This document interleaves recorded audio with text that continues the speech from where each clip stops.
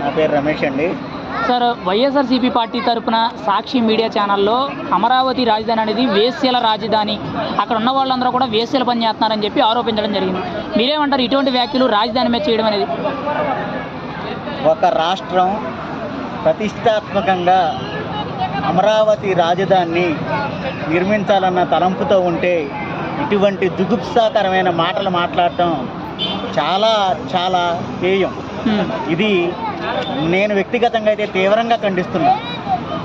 ప్రతి ఆంధ్రుడు కూడా దీన్ని సమర్థించడు.